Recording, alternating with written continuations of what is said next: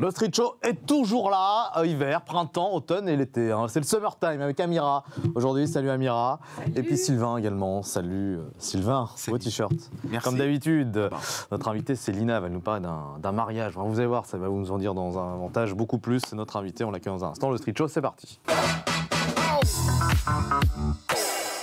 Bon, messieurs, dames, ça va, comme d'hab, j'imagine. On parle de quoi avec vous, Amira? Aujourd'hui, on va parler de morphologie. Ah oui, oui, toujours, forcément. Toujours, Il faut mettre les femmes en avant et toutes les femmes. Oui. Sylvain. Alors on va, une news assez légère. Hein. On va parler de surfeurs qui ont fait une drôle de découverte aux États-Unis. Ouais, puis il y aura un Final Game avec toi, à la fin, Absolument. bien évidemment. Géographie. Yes. Notre invitée s'appelle Lina. Elle va nous parler d'un mariage qu'elle regrette. On l'accueille maintenant. Bonjour Lina. Bonjour. Alors aujourd'hui, Lina, tu es donc avec nous pour nous parler de la saison d'Ultimatum. On parle de mariage, un mariage donc, que tu as eu, que tu as fait. Alors je sais pas comment on peut dire, on s'est marié. Avec qui, ça dépend. Ouais, un mariage regretté. Voilà. Mariage regretté, c'était avant Ultimatum. Voilà, c'était avant, mais tu parles de ton expérience justement. Exactement. J'ai fait une émission de télé-réalité en rapport avec le mariage, Oui, voilà. où mon copain actuel m'a posé un ultimatum en me disant « Tu te maries avec moi et on va vivre aux États-Unis Ouais, voilà. » pour sa carrière. Et moi, dans Ultimatum, j'ai pas voulu parler de mon premier mariage qui a eu lieu quand j'avais 18 ans. Mmh. Aujourd'hui, j'ai 30 ans. Et parce que j'étais pas prête et tout simplement parce que je pensais que j'avais oublié, enfin pas que j'avais oublié cette histoire, mais que j'avais cicatrisé, que j'étais passée à autre chose. Et après la diffusion d'Ultimatum, où j'ai accepté la demande en mariage de mon chéri actuel, j'ai freiné d'un coup. Je lui ai dit non, au final, non. Ah oui. Je veux pas, je suis pas prête, je peux pas. Je te suis pas, je peux pas, c'est pas possible. Et j'ai un chéri qui est très compréhensif et qui m'accompagne et très patient et qui m'a dit je pense que t'as pas fait la paix avec ton passé. Oui. Voilà. C'est des choses qui arrivent, justement, on a du mal à se reconstruire parce qu'il y a quelque chose d'avant qui fait que, voilà, on n'arrive pas. C'est ça. Et pour moi, c'était mon mariage avec un homme qui avait 10 ans de plus que moi. Enfin, qui a toujours, je pense qu'il est... Ouais, sur le principe, oui. Voilà. Le principe, oui, la différence d'âge ne va pas bouger. Hein. Normalement. A priori. C'est ça. Et que j'ai rencontré, c'est un peu dans le désordre quand je parle de ça, mais oui. Je l'ai rencontré quand j'avais 15 ans. J'avais 15 ans, donc lui en avait 25. Je ne lui avais pas dit mon âge tout de suite. Et du coup, on a eu une relation pendant 3-4 ans. Ouais. 4 ans. D'accord. Et à chaque fois, il voulait qu'on se marie. À chaque fois, il me disait écoute, Lina, moi, je veux du sérieux, machin, faut qu'on se marie. Sauf que j'étais lycéenne, à un moment donné, c'était pas possible. Je suis partie j'en ai parlé à mes parents qui m'ont dit mais hors de question, tu termines tes études, il faut que tu aies ton bac. C'est pas possible. Et en fait, au fur et à mesure, il me faisait croire que, en gros, mes parents ne voulaient pas mon bien. Chose qui est complètement faux. Hein. Attention, moi, j'ai eu une enfance très heureuse, des parents hyper bienveillants, attentionnés, qui n'ont jamais eu de mal à me dire je t'aime, à prendre dans les bras, etc. Mais vraiment une enfance vraiment magnifique. Et je ne sais pas, et aujourd'hui, pour être honnête avec vous, je ne sais pas pourquoi je me suis tournée vers cet homme. J'en ai aucune idée. Un homme qui a réussi, entre guillemets, maintenant qui a réussi à me... Tu sais que l'attirance, ça se contrôle pas au final des fois. Hein. Enfin, souvent, hein, même... Il y a eu besoin de rébellion, comme tu le disais tout à l'heure, peut-être aussi. Je pense qu'il y a peut-être juste besoin de rébellion. Tu parlais d'attirance, mais j'ai jamais été attirée par lui. Ah oui. Ouais, j'étais admirative de lui. Ah, c'est bien ça. La différence, c'est quoi d'être attiré, admiratif? Attiré, tu vois, attirance physique, par exemple. Oui, bien sûr. Quand tu me dis attirance physique, je le trouvais pas très waouh. Ah ouais. Non, mais vraiment, Okay. je le trouvais pas très beau. Mais je pense que l'homme qu'il était, enfin en tout cas qui me montrait être, donc un homme qui voyageait beaucoup, qui travaillait dans l'import-export, etc. Ouais. J'avais 15 ans, donc je me dis mais un homme comme ça peut s'intéresser à moi. J'étais un peu mal dans ma peau, etc. Et j'étais très flattée en fait. Donc je me suis laissée prendre un certain jeu, voilà, je sais pas comment on peut appeler ça. Au point où il me disait des choses au fur et à mesure et ça percutait pas dans ma tête, ça percutait des années après où il me disait tu sais, moi ça me dérange pas que tu sois plus jeune que moi parce que je vais pouvoir faire de toi la femme que je veux. Et moi, j'étais hyper flattée à l'époque. Je me disais, mais il va m'accorder du temps, ce mec-là. Alors que, non, en fait, pas du tout. C'est pas normal de dire ça à une ado, en fait. Non, bien sûr, oui. Et plusieurs choses comme ça, où ne sors pas sans moi, ne t'habille pas comme ça. Et à chaque fois, pour justifier ses dires, Il mettait mes parents. Il me disait, bah, tu vois, tes parents, quand ils t'empêchent de faire quelque chose, ou ils te disent non, fais pas ça, c'est pour une bonne raison, c'est parce qu'ils veulent ton bien. Et bah, moi, je suis comme ton père ou comme ta mère, je veux ton bien. Donc si je te dis, tu ne sors pas avec tes copines, c'est pour ton bien. Si je te dis, tu mets pas cette jupe, c'est pour ton bien. Donc au fur et à mesure, il a pris un peu cette place, pas de parents, parce que j'ai toujours eu mes parents, hein, qui ont toujours été présents, mais il m'a laissé entendre que quand mes parents ne seront plus là, c'est lui qui assurera ma protection et je pourrais compter que sur lui. Mais ce que je comprends pas, c'est que tu dis que tu n'avais pas une attirance pour lui. Physique, mais pourquoi l'avoir épousé, excuse-moi? Parce qu'en fait, c'est autre chose, cet homme-là, je le voyais. C'est le charisme, peut-être. C'est ça, c'est le charisme. Vous savez, c'est le genre de personne, lorsqu'il rentrait dans une pièce, tout le monde fermait sa bouche. Ah oui. Voilà. C'est quelqu'un, il en jette, en fait. C'est quelqu'un qui était hyper connu dans son domaine et là où il vivait. Quelqu'un de très respecté et de très craint. Mais moi, je le craignais, hein, clairement. Même s'il m'a jamais touché physiquement et je sais qu'il m'aurait jamais touché. C'est déjà un point positif, ça. Ouais. C'est une forme de violence aussi psychologique. Ouais, c'est la violence morale. C'est ça. Un peu. Et c'est ça. Et en fait, le fait que physiquement, il m'ait jamais touché, pour moi, il n'était pas violent. Il me voulait pas de mal. Alors qu'en réalité, non, il y avait de la violence psychologique. Ouais, bien sûr. Surtout quand on est une jeune fille, je pense que ton témoignage est hyper important, étant donné que les jeunes filles sont assez souvent mal dans leur peau, etc. C'est ça. Et du coup, tu peux être la proie ça. De ce type de personnalité qui est un peu un espèce de pervers. Comment tu pourrais le définir d'ailleurs? On parle de pervers narcissisme aussi, parce qu'on en a déjà cité plein de fois. Mais je ne sais pas, je ne pourrais pas me permettre, mais bon, toi, comment alors moi, ça risque d'étonner à chaque fois que je le dis. Cet homme-là, aujourd'hui, je n'ai rien contre lui. Ça veut dire que je lui souhaite aucun malheur. Ah, tu es en paix avec... Ouais, et au contraire, j'ai essayé de me mettre à sa place. J'ai eu des nouvelles de lui il y a quelques années. Je sais qu'il a fini, mais il n'a pas bien il n'a pas fini... sa vie n'est pas comme ce qu'il espérait, ce qu'il voulait. Et j'ai beaucoup de peine pour lui. Après, je pense qu'il faut être pas bien ici pour avoir fait endurer ce genre de choses. Et j'ai su aussi que j'étais pas la seule, qu'avant moi, il y a eu un mariage. Qui s'était marié avant moi, et ça, je le savais pas. Ah oui, tu as appris des choses J'ai appris des choses. Il s'est marié aussi après moi avec une jeune fille, il a divorcé, etc. Donc, je lui souhaite pas de mal à cet homme-là, mais je pense que, comme tu disais... par exemple, moi j'avais 15 ans, 16 ans, il savait que je m'étais toujours trouvée un petit peu rondelette. Il lui arrivait de ne pas me répondre au téléphone pendant 1 semaine, 2 semaines, et lorsqu'il me répondait, il me disait « Ah bah c'est bon, t'es assez malheureuse là, t'as pas mangé pendant 2 semaines, t'as maigri. » Ah ouais, violent. Oui, c'est forcément qu'on... C'est hyper violent en fait. Je pense qu'il y a beaucoup de jeunes filles justement dans ce cas-là, et c'est pour ça aussi que tu prends la parole. Mais c'est quoi le mécanisme? Est-ce que tu pourrais nous décrire le mécanisme qui a eu lieu aujourd'hui avec le recul pour arriver jusqu'au mariage, et comment il t'a fait sortir un petit peu de ta sphère familiale, justement? En fait, il faut savoir que moi, je suis très proche de mon père. Mon père, c'est toute ma vie. J'ai son nom là, partout, papa. Et il le savait. Et en fait, il n'arrêtait pas de me dire qu'en gros, une fois que mon père ne sera pas là, c'est lui qui prendra la place de mon père, que personne ne pourra m'aimer autant que lui m'aimera.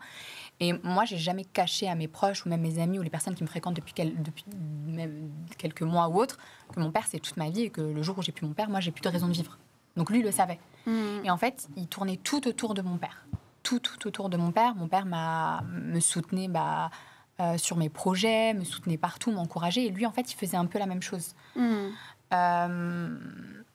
Ouais, il t'a apporté des choses, donc tu lui devais après derrière, finalement. Exactement. Il me le disait, clairement. Il me disait, sans moi, tu n'es rien. Il me dit, moi, je t'achète. Et comment t'as réussi, du coup, à te barrer de tout ça, alors Le jour où on s'est mariés secrètement, moi, je l'avais caché à ma famille. Et en fait, j'étais chez moi en train de préparer ma fête d'anniversaire, parce que je me suis mariée quelques jours après mon anniversaire. Bien sûr. Et mon père qui me regarde et qui me dit mais tu vas où là, Lina? Et je dis je vais avec mes copines. Il y avait mes copines dans ma chambre, etc. Il me dit ok ma fille, si t'as besoin de quoi que ce soit, d'argent, machin, vas-y, tu te sers et tout. Et là, dès que mon père m'a dit ça, là j'ai eu un déclic où je me suis dit mais mince, qu'est-ce que tu fais en fait? Qu'est-ce que tu fais? Pourquoi tu es en train de mentir à ton père? Et ça m'a déchiré le cœur. Ah oui, bien sûr. Sauf que la mairie était à 5 minutes à pied de chez moi. Et en fait, pendant tout le trajet, je disais, mais non, en fait, je veux plus, c'est mort. Et mes copines qui me disaient, alors on se barre, tu le fais pas.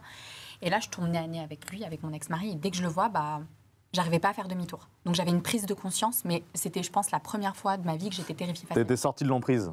T'étais plus sous son emprise. Et Mais là, j'étais terrifiée de le quitter, en fait. Ouais, parce que c'est une nouvelle vie finalement qui il te prenait tout le reste. Enfin, j'imagine, c'était ça. Ouais. Il t'encerclait, donc là, t'es arrivé un peu dans l'inconnu, quoi. C'est ça. Donc Et c'est quand ça, tu lui c'est as la peur de annoncé, il a l'inconnu. réagi comment? Ah, mais je ne l'ai pas annoncé. Ah, donc... Ça veut dire que je suis allée jusqu'au bout. Ils en sont fait. toujours mariés. Mais il est au courant que vous êtes adore. séparés aujourd'hui. Non, mais je lui ai rien dit. Ça veut dire que j'étais terrifiée et je suis rentrée dans la mairie avec lui et j'ai dit oui. Là, je la fais rapide, mais le soir de notre nuit de noces, donc on a fait une fête parce que c'était un vrai mariage, Ouais. pas la Oui, famille oui. avec les amis, donc c'était une espèce de boom dans un appart parisien. Moi, je suis restée toute la soirée avec une de mes meilleures amies à l'époque dans la chambre. Lui faisait la fête avec ses copains et je lui disais mais c'était Sarah. Je lui disais mais Sarah, je fais comment là? Là, je dois passer la nuit avec lui. Je suis sa femme en fait. Il y a personne qui peut venir me délivrer. C'est mort. Je peux pas. Donc j'ai passé la nuit avec lui. Et le lendemain, à 7h du matin, je suis partie. Je suis rentrée chez mon père. Et là, c'était la première fois pour mon ex-mari que je me rebellais, entre guillemets. Et que j'ai commencé à dire non, non, non. Et je vous la fais courte. Il s'est passé beaucoup de choses en quelques mois. Et un jour, je devais aller à la plage avec mes cousines, ma famille, etc. Et donc, je lui demande la permission, comme d'hab. Est-ce que je peux aller à la plage avec mes cousines, ma mère et tout? Il me dit oui. Donc, sur le chemin de la plage, moi, je suis en voiture, et il me rappelle comme ça, à sa guise, il me dit, bah non, finalement, je veux plus que tu y ailles. Non, mais c'est mort, en fait. Écoute, là, tout le monde part, je peux pas. Donc, je lui réponds pas au téléphone toute la journée parce que, voilà, je commence à me rebeller. Je suis à la plage avec ma famille. Prendre du recul, ouais. Je l'appelle le soir, il me répond pas. Le lendemain, je me réveille.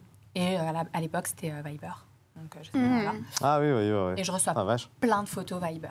Plein, de lui dans un lit avec une fille. Sympa. Et il me dit, bah, tu vois, quand tu réponds pas à ton mari, voilà un message dans le genre. Voilà ce qui se passe. Ah oui. En gros, il te trompait, quoi.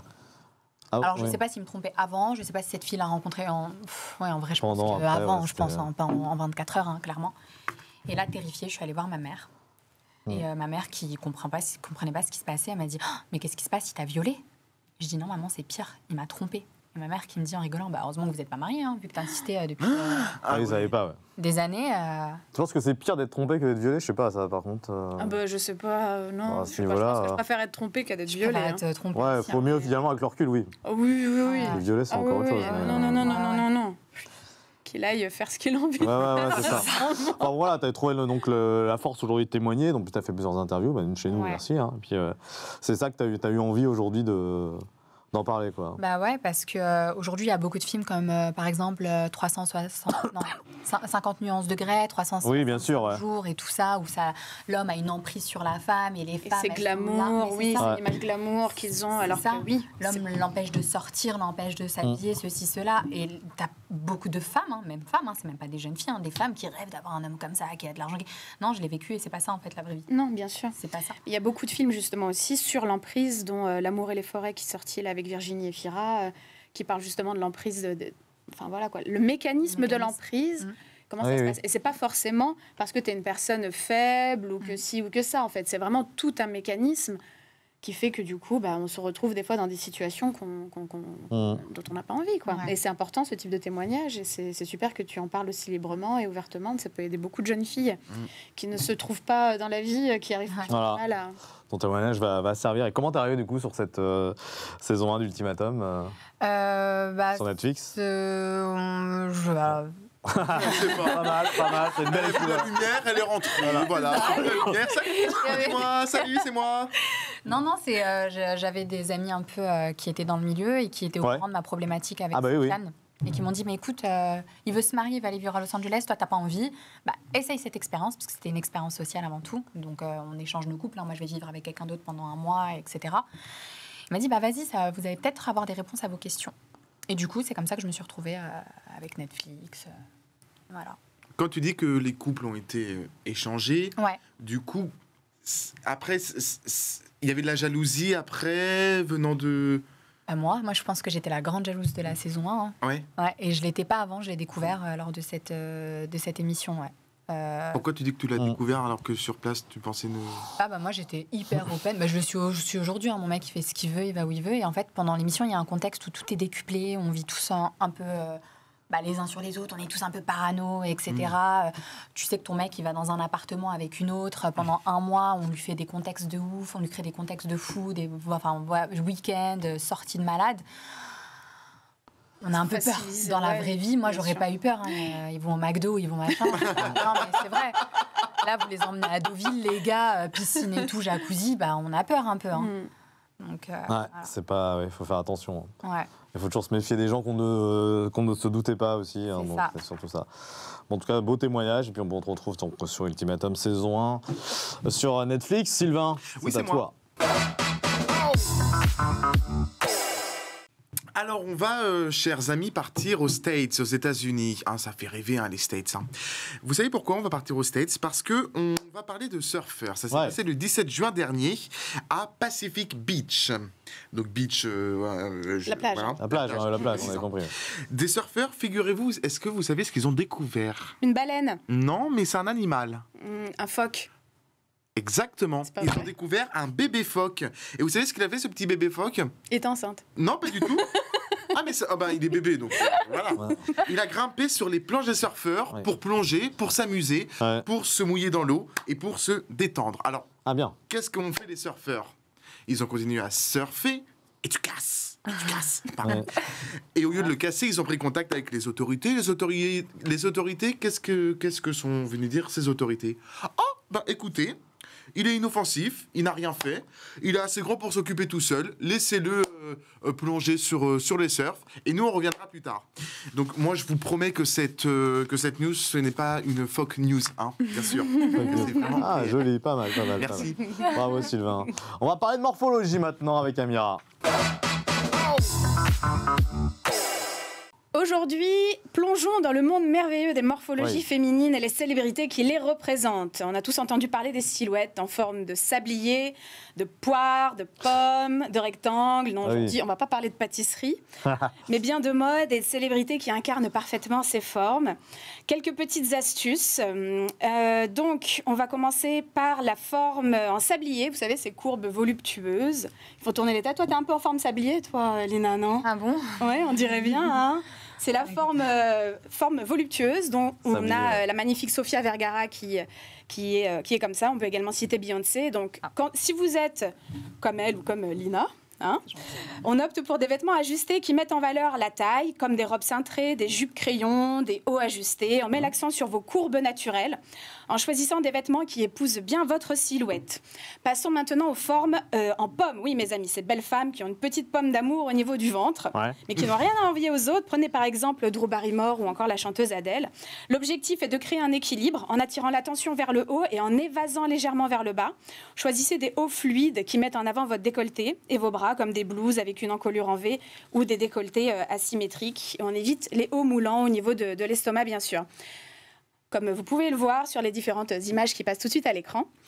Ensuite, on va passer à la forme en poire. C'est ces hanches voluptueuses, mais avec un haut assez droit. L'objectif ici est d'attirer l'attention vers le haut du corps, Ouais. tout en équilibrant les proportions. On opte pour des hauts qui mettent en valeur vos épaules, comme des décolletés bateaux ou des hauts avec des épaulettes. Et enfin, pour finir, parlons des silhouettes en rectangle, comme Keira Knightley ou Nathalie Portman. Donc, la morphologie en forme de rectangle se caractérise par des épaules et des hanches et une taille de largeur similaire, avec peu de courbes. L'objectif est de créer une illusion de courbe plus prononcée, et en optant pour des vêtements qui ajoutent du volume et de la forme à votre silhouette, comme des robes avec des fronces ou des plis au niveau de la taille, ou des hauts à volant ou des ceintures, toujours pour définir la taille. Voilà, mes amis, les célébrités, c'est un melting pot de morphologie toutes différentes qui prouve que la beauté se décline sous toutes les formes. Et bien évidemment, nous sommes tous des stars à notre manière. Surtout sur le Voilà. street show. Les différentes beautés, oui, effectivement, il n'y a pas une beauté, il y en a 15 000, même plus que 15 000, 20 000, 100 000, je sais pas. Différentes morphologies. On est entré, Lina, dans les arts et jeux du street show, c'est l'heure du Final Game. C'est avec toi, Sylvain. Un peu de géographie, un Allez. petit quiz. Quel est le nom du détroit situé, à votre avis, au nord-est de l'Amérique? Est-ce que ça s'appelle Cabo, Bass ou Davis? Cabo. Non. Non, bon, bah. Davies. Oh, en même Ouais. temps, bah bravo. Vous vous êtes concerté pour vous... Non, c'est parce que je me suis dit, c'est une consonance américaine. En fait. C'est ça. Du coup, je me dis peut-être qu'il y a plus de chance. La prochaine question, c'est une question un peu difficile. Quelle est la capitale de l'Uruguay? Ascension, Montevideo ou perte de vitesse? Ah, attends, je sais ça. La capitale Ascension, de l'Uruguay, Ascension. Ascension, Attention, attention, attention. Carte de vitesse. Ouais. Montevideo. Montevideo. Oui, la capitale de l'Uruguay s'appelle Montevideo. Justement, nous, on Je travaille- croyais que c'était en gros, fallait qu'on trouve la traduction en espagnol. Ah oui. Ah non, pas du tout. La capitale de l'Uruguay. Et un petit dernier pour la route. Vas-y. Ça, c'est facile. Hein. Quelle est l'agriculture dominante à Madagascar? Le blé, le riz ou le café? Le café. Le riz. Le riz, bravo. Très forte. Voilà. Merci. Ben, elle est Qu'est-ce que forte, j'ai hein. gagné quoi? Est-ce que j'ai le droit au million d'euros? Moi Non, aussi. pas là. Non, pas là. 3 questions. On se cultive toujours avec toi, Sylvain. Merci Lina d'être venu en tout cas donc, dans le Street Show. Merci pour ce beau témoignage. En tout cas, ça peut réveiller les consciences. C'est un plaisir de te recevoir. Les streeters, c'était top également. Et chez vous, j'espère que vous avez kiffé. Ciao, ciao.